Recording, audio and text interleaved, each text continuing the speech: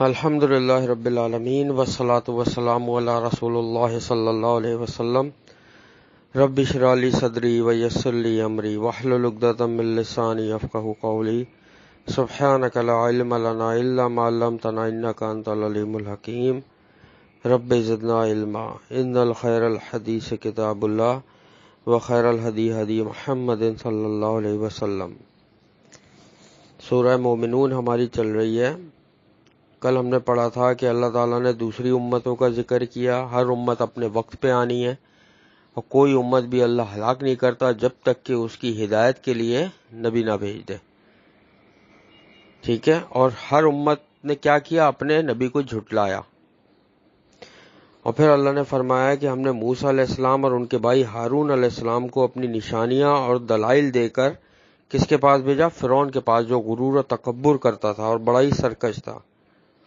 اور انہوں نے بھی یہ کہا کہ ہم اپنے جیسے دو انسانوں پر ایمان لے آئیں۔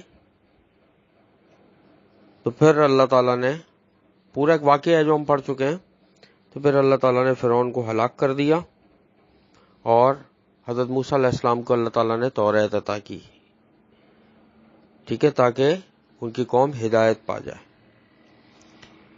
آگے چلتے ہیں انشاءاللہ۔ اعوذ باللہ السمیع العلیم من الشیطان الرجیم من حمزہ ونفخہ ونفثہ۔ وَجَعَلْنَا ابْنَ مَرْيَمَ وَأُمَّهُ آيَةً وَآوَيْنَاهُمَا إِلَى رَبْوَةٍ ذَاتِ قَرَارٍ وَمَعِينٍ۔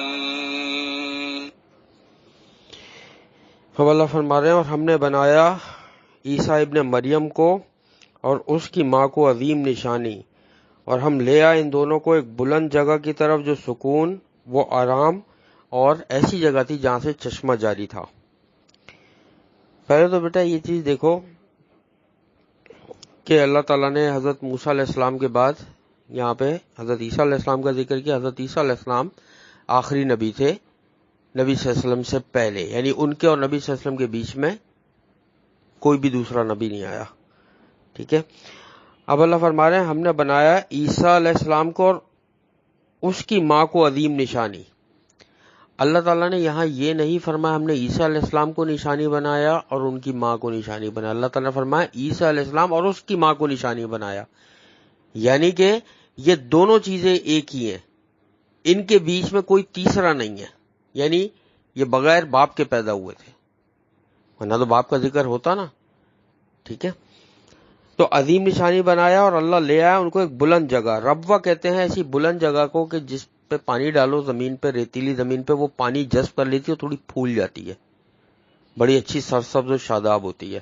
اس میں مفسرین کا تھوڑا اختلاف ہے، کوئی کہتے ہیں رملہ تھی یہ جگہ مصر میں، کوئی کہتے ہیں بیت المقدس کے پاس تھی، کوئی کہیں کہتے ہیں، کوئی کہتے ہیں، بہرحال یہ ایک اونچی جگہ تھی، ٹھیک ہے، جو ہموار اور بڑی ریتیلی اور سرسبز و شاداب جگہ تھی، ٹھیک ہے۔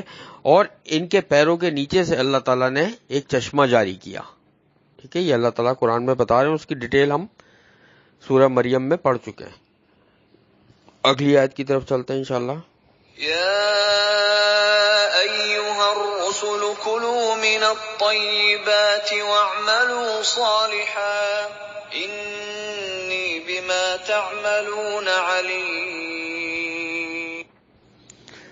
اب اللہ فرما رہے ہیں اے رسولو تم کھاؤ پاکیزہ چیزوں میں سے اور عمل کرو نیک، بے شک میں اس کو جو تم عمل کرتے ہو خوب جاننے والا ہوں۔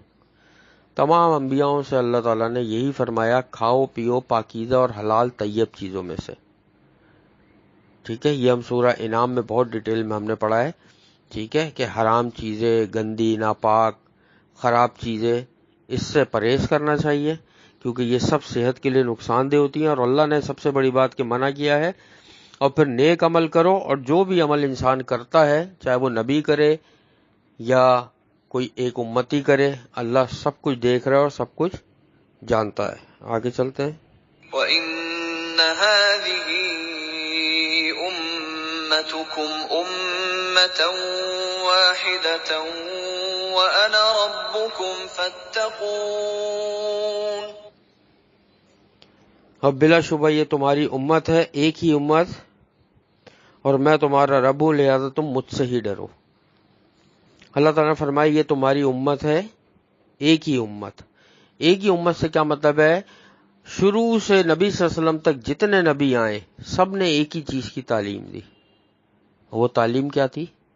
توحید کی۔ ہر نبی کا ایک ہی فرم، اسی لیے اللہ تعالیٰ نے سب کو ایک امت قرار دے دیا ہے کہ یہ جو ہے ایک امت ہے، کہ یہ تمام انبیاء جو ہے انہوں نے توحید کی دعوت دی۔ فَتَقَطَّعُوا أَمْرَهُم بَيْنَهُمْ زُبُرًا كُلُّ حِزْبٍ بِمَا لَدَيْهِمْ فَرِحُونَ۔ اور پھر انہوں نے جدا جدا کر دیا اپنے دین کو، آپس میں ٹکڑے ٹکڑے کر کے، ہر ایک گروہ اس کے ساتھ جو اس کے پاس ہے وہ خوش ہے۔ اسی طریقے سے پھر کیا کیا؟ نبی نے تو ایک ہی دعوت دی تھی دین کی، لیکن ہر قوم نے اپنے دین کو جدا جدا کر لیا، ٹکڑے کر دیا۔ یہی حال مسلمانوں میں بھی ہوا کہ ہمارے نبی نے ایک ہی دین کی دعوت دی تھی اور ایک ہی طریقہ بتایا تھا۔ مسلمان جو یہ ٹکڑوں میں ڈیوائیڈ ہو گئے نا، نبی صلی اللہ علیہ وسلم نے کیا فرمایا تھا کہ تم لوگ ہو بہو اسی نقش قدم پر چلو گے جس میں یہود و نصارہ چلے۔ اور ایک حدیث میں کیا بتایا تھا کہ نصرانیوں میں 71 اور یہودیوں میں 72 فرقے ہوئے، میری امت میں 73 فرقے ہوں گے اور صرف ایک حق پر ہوگا۔ صحابہ کرام نے پوچھا کون سا؟ تو فرمایا جس پہ میں اور میرے صحابہ ہیں۔ اور ایک اور حدیث پہ ہے کہ جو اللہ کی کتاب اور میں جو سنت چھوڑ کر جا رہا ہوں، جو ان کو مضبوطی سے تھام لے گا۔ ٹھیک ہے، تو یہ ہم نے خود اپنے آپ کو کر لیا ٹکڑے ٹکڑے۔ ہمارا دین ایک ہی ہے اور نبی صلی اللہ علیہ وسلم کا طریقہ ایک ہی رہا ہے۔ بیٹا یہ چیز ذہن میں رکھو، دیکھو نبی صلی اللہ علیہ وسلم نے نا ایک ہی طریقے سے نماز پڑھی ہے، نبی صلی اللہ علیہ وسلم نے نا صدقہ خیرات کیا ہے نا، وہ ایک ہی طریقہ تھا۔ نبی صلی اللہ علیہ وسلم نے روزے رکھے نا، صحابہ کرام نے روزے رکھے، وہ ایک ہی طریقہ تھا۔ نبی صلی اللہ علیہ وسلم نے حج اور عمرہ کیا نا، وہ ایک ہی طریقہ تھا۔ ایسا نہیں تھا کہ نبی صلی اللہ علیہ وسلم کبھی کچھ کر رہے ہیں کبھی کچھ کر رہے ہیں کبھی کچھ، ایسا نہیں تھا۔ یہ خود لوگوں نے نبی صلی اللہ علیہ وسلم کی صحیح احادیث کو چھوڑ کر جب دوسرے لوگوں کی بات ماننی شروع کر دی تو وہ پھر دین میں الگ رستوں پہ نکل گئے۔ نبی صلی اللہ علیہ وسلم کا طریقہ ایک ہی تھا اور پورے صحابہ کرام اسی طریقے پر تھے۔ ٹھیک ہے، آگے چلتے ہیں انشاءاللہ۔ فَذَرْهُمْ فِي غَمْرَتِهِمْ حَتَّى حِينٍ۔ لہذا آپ چھوڑ دیجئے ان کو ان کی غفلت میں ایک وقت تک کے لیے۔ تو اللہ تعالیٰ نے پھر فرمایا اچھا یہود و نصارہ ان میں بھی ہوئے، انہوں نے بھی اپنے اب عیسائی ہیں، اس میں بھی کیا ہیں؟ کیتھولک ہیں اور پروٹیسٹنٹ ہیں۔ ٹھیک ہے، اسی طریقے سے ہر امت جو گزری ہے اس میں اپنے دین کو انہوں نے ٹکڑوں میں بانٹ لیا۔ تو اللہ تعالیٰ نے پھر کیا فرمایا؟ آپ چھوڑ دیجئے ایک وقت مقرر تک کے لیے ان کو ان کی غفلت میں۔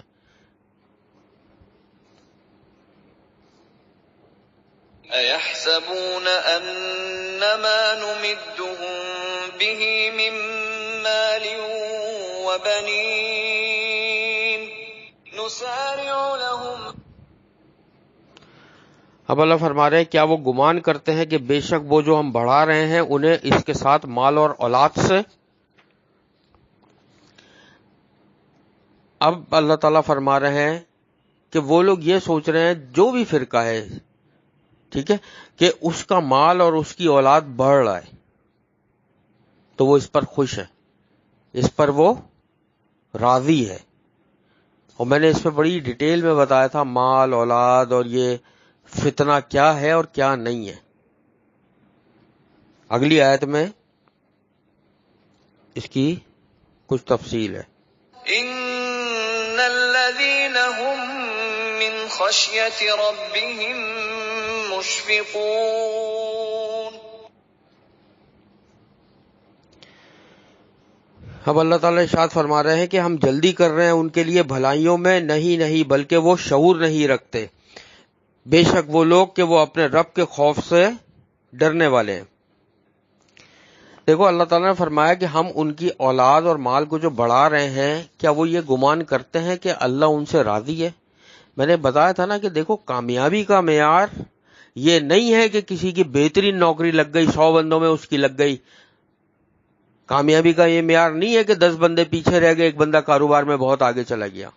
کامیابی کا معیار یہ نہیں ہے کہ 5 بندوں کی اولادیں نہیں ہو رہی، ایک بندے کے جو ہے نا وہ اولادیں بڑھتی چلی جا رہی ہیں، اس کا مال بھی بڑھتا چلا جا رہا ہے۔ یہ کامیابی کا معیار نہیں ہے۔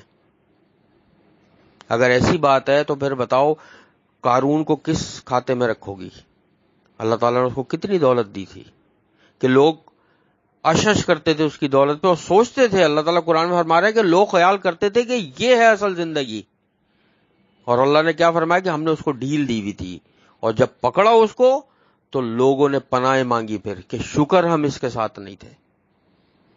تو اللہ فرما رہے ہیں کہ جو ہم یہاں مال اور اولاد ان کی بڑھا رہے ہیں، ان کے ساتھ بھلائیاں کر رہے ہیں، تو اللہ فرما رہے ہیں نہیں، ہرگز نہیں، وہ شعور نہیں رکھتے، وہ عقل ہی نہیں رکھتے کہ ہم ان کے ساتھ کیا کرنے والے ہیں۔ دیکھو بیٹا، یہ اللہ تعالیٰ کا ایک اصول رہا ہے کہ اللہ تعالیٰ جب کسی کو سخت ترین پکڑنا چاہتا ہے نا، ایک ہوتا ہے ہلکا پکڑنا، تو اللہ تعالیٰ اس کو کہیں فائدہ دیتا ہے، کہیں نقصان دیتا ہے، کہیں فائدہ دیتا ہے، کہیں نقصان، چلو یہ گناہ کر رہا ہے توبہ کرے۔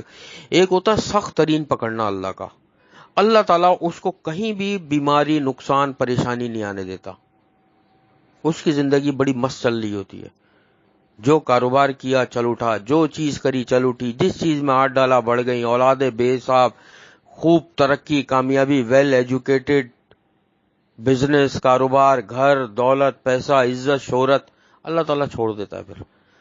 لیکن جب پکڑتا ہے تو پھر ایسی جگہ پکڑتا ہے کہ وہ کہیں کا نہیں رہتا، کہ سب کچھ دیکھنے کے بعد پھر وہ کچھ بھی نہیں جان سکتا۔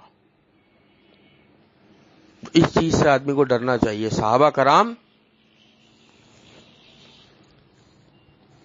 جب صحابہ کرام کے کاروبار چلے نا، جب ان کے پاس پیسہ آنا شروع ہوا تو وہ ڈرنے لگے، وہ کہنے لگے کہیں ہم سے اللہ ناراض تو نہیں ہو گیا ہے کہ ہمیں دنیا میں ہی دے رہا ہے اور آخرت میں پکڑ لے۔ ان کا ایمان دیکھو۔ اور پھر اللہ تعالیٰ کیا فرما رہے ہیں، جو وہ لوگ جو اپنے رب کے خوف سے ڈرنے والے ہیں۔ اما عائشہ صدیقہ رضی اللہ تعالیٰ عنہ نے نبی صلی اللہ علیہ وسلم سے سوال کیا، ترمذی کی حدیث ہے، کہ اس آیت کے متعلق سوال کیا کہ اس میں ان کا ذکر ہے نا جو لوگ گناہ کر کے ڈرتے ہیں، کہ جو گناہ ہو جائے تو وہ ڈرتے ہیں۔ نبی صلی اللہ علیہ وسلم نے فرمایا نہیں، نبی صلی اللہ علیہ وسلم نے فرمایا اصل وہ لوگ ہیں جو نمازیں پڑھتے ہیں، جو نیکیاں کرتے ہیں، جو اللہ کی راہ میں خرچ کرتے ہیں، اور پھر ڈر رہے ہوتے ہیں اللہ تعالیٰ سے، پھر توبہ کر رہے ہوتے ہیں اللہ تعالیٰ سے۔ یہ صحابہ کرام کا عمل تھا کہ نیکی کرتے تھے اور توبہ کرتے تھے۔ ہمارے تو گناہ کر کے نہیں کرتے، ہم کہاں کھڑے ہوئے؟ سوچو، صحابہ کرام، حضرت عثمان غنی رضی اللہ تعالیٰ عنہ کے بارے میں بتاتا ہوں کہ ایک فقیر جو تھا وہ کہیں پہ بھیک مانگ رہا تھا، اس کو بہت ضرورت تھی کچھ پیسوں کی، تو اس شخص نے کہا کہ سامنے ایک جو گھر نظر آ رہا ہے نا وہاں چلے جاؤ، وہاں سے تمہیں کچھ اچھا مل جائے گا۔ تو وہ فقیر آتا ہے اس گھر پہ اور دروازہ کھٹکھٹاتا ہے، تو دروازہ وہ کھٹکھٹا چکا ہوتا ہے، تو جیسے ہی دروازہ کھٹکھٹاتا ہے تو اندر سے آواز آتی ہے اس فقیر کو کہ کوئی اندر شخص ہے، وہ اپنی بیوی سے کہہ رہا ہے کہ تم نے آج پھر چراغ میں جو ہے وہ اتنا تیل ڈال دیا کہ یہ چراغ جو ہے اتنا تیل آج پی جائے گا۔ تو وہ فقیر یہ کہتا ہے کہ یار مجھے اس شخص نے کس کے گھر پہ بھیج دیا؟ جو شخص اپنی بیوی سے اس بات پہ الجھ رہا ہے کہ چراغ میں تیل زیادہ کر دیا تو وہ مجھے کیا میری مدد کرے گا؟ تو خیر وہ کھٹکھٹا چکا ہوتا ہے، وہ رک جاتا ہے، اندر سے آواز آتی ہے کہ کون؟ تو وہ کہتا ہے کہ اللہ کے نام پہ دے دو، میں مانگنے والا ہوں یا میری کوئی ضرورت ہے۔ تو اندر سے جو اس کو تھیلی دی جاتی ہے اس میں 30,000 درہم ہوتے ہیں۔ وہ حیران ہو جاتا ہے اس بات سن کے، دیکھ کر۔ یہ عثمان غنی رضی اللہ تعالیٰ عنہ کا گھر تھا، کہ جہاں ایک چراغ پہ لڑا جا رہا ہوتا ہے، لیکن اس فقیر کے لیے جس نے اللہ کے نام پہ مانگا کتنا پیسہ تھا ان کے پاس. آج پوری دنیا میں ایک گھر بھی ایسا نہیں ہوگا کہ جو اپنی اولاد اپنے اوپر 100 روپے لگائے اور غریب آ جائے تو اس کو 5,000 کا جوڑا خرید کے دے، اس کے بچوں کو بھی 10,000 کے جوڑے خرید کے دے. اللہ نے دیا ہے، اچھا کھانا اچھا پہننا چاہیے، اسراف نہیں کرنا چاہیے، اور غرور تکبر.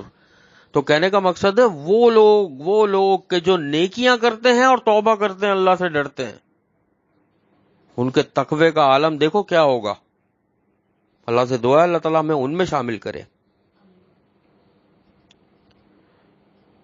والذین هم بآیات ربهم یؤمنون.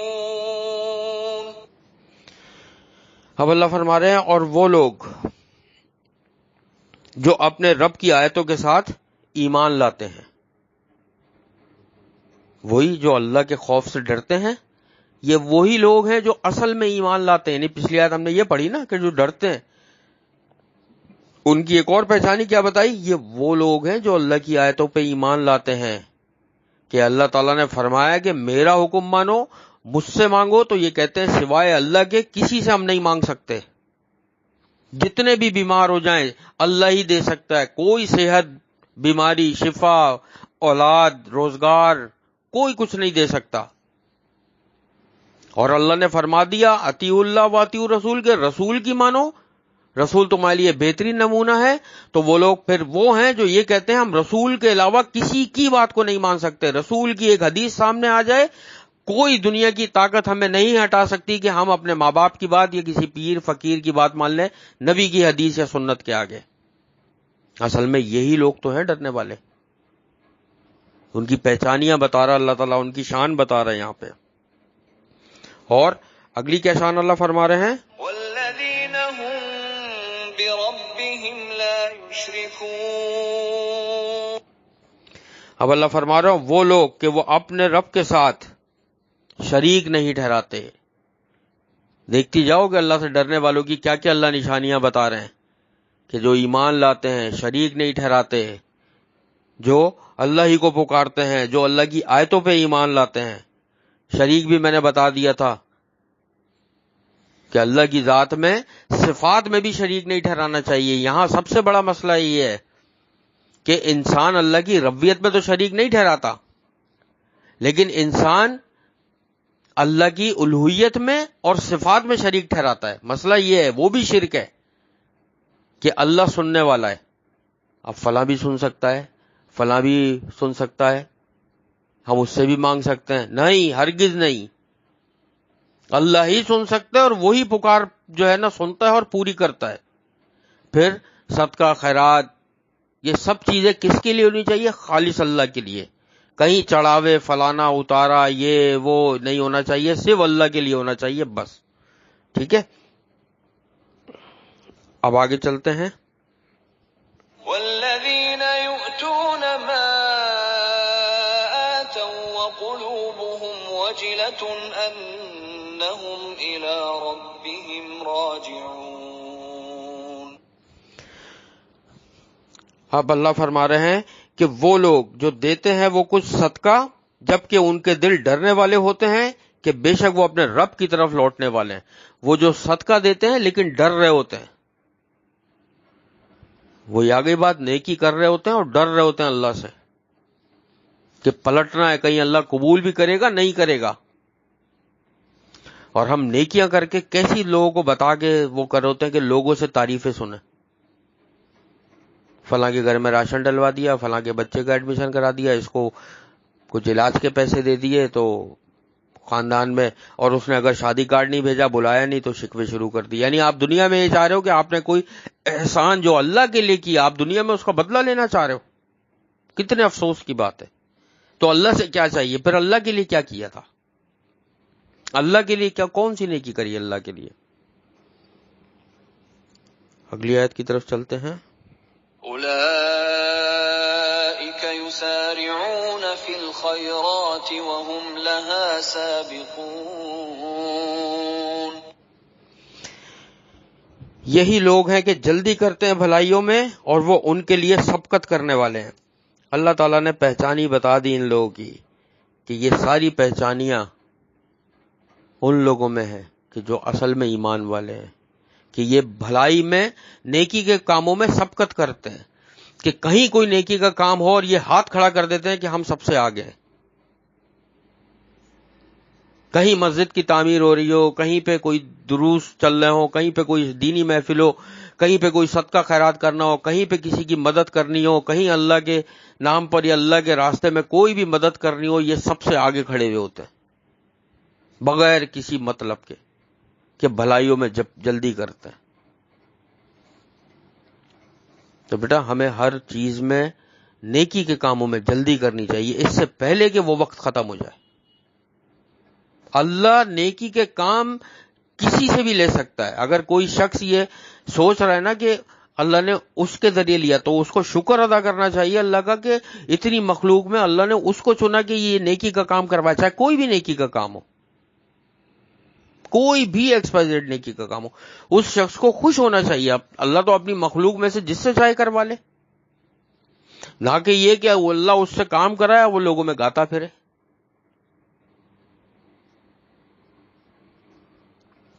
بہرحال اللہ تعالیٰ سے دعا ہے کہ اللہ تعالیٰ میں ان خالص مومنین میں شامل کرے جن سب کا ذکر ہم نے ابھی ان آیات میں پڑھا ہے۔ تمام سننے والوں کو، ہمارے والدین، بہن بھائی، رشتہ داروں کو، سب کو ان مومنین میں اللہ شامل فرمائے۔ اللہ تعالیٰ ہمیں قرآن پاک پڑھنے، سمجھنے اور اس پر عمل کرنے والوں میں شامل فرما دے۔ اے اللہ تو ہمارے گھروں میں، ہمارے رزق میں، ہمارے عمل میں، ہمارے علم میں بے حساب برکتیں عطا فرما دیجیے۔ ہم سب کی تمام مشکلات، پریشانیوں اور بیماریوں کو یا اللہ دور فرما دیجیے۔ ہمیں اپنے شکر گزار اور عبادت گزار بندوں میں شامل فرما دیجیے۔ قرآن پاک کو ہمارے دلوں کے لیے ہدایت اور نور بنا دیجیے۔ یا اللہ تو ہمیں مسجد آباد کرنے والوں میں شامل فرما دیجیے۔ آخرت میں ہمارا حساب کتاب انبیاء، شہداء، صدیقین اور سلف صالحین کے ساتھ فرما دیجیے گا۔ ہمیں نبی صلی اللہ علیہ وسلم کا ساتھ، ان کی شفاعت اور ان کے ہاتھوں سے آب کوثر نصیب فرما دیجیے گا۔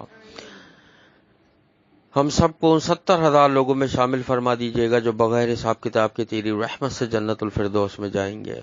اللہم انا نسألوک الہدی والتقی والعفاف والغنی رب ارحمہما کما ربیانی صغیرا رب انی لما انزلت الی من خیر فقیر ولم اکن بدعائک رب شقیا۔ اللہم انا نسألوک الجنت الفردوس وقنا عذاب النار۔ اللہم انا نسألوک الجنت الفردوس وقنا عذاب النار۔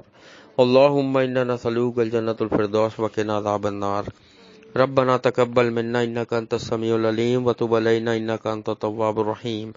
سبحان اللہ عما یصفون وسلام علی المرسلین والحمد للہ رب العالمین۔ سبحانک اللہم وبحمدک نشہد ان لا الہ الا انت نستغفرک ونتوب الیک۔ السلام علیکم ورحمۃ اللہ وبرکاتہ۔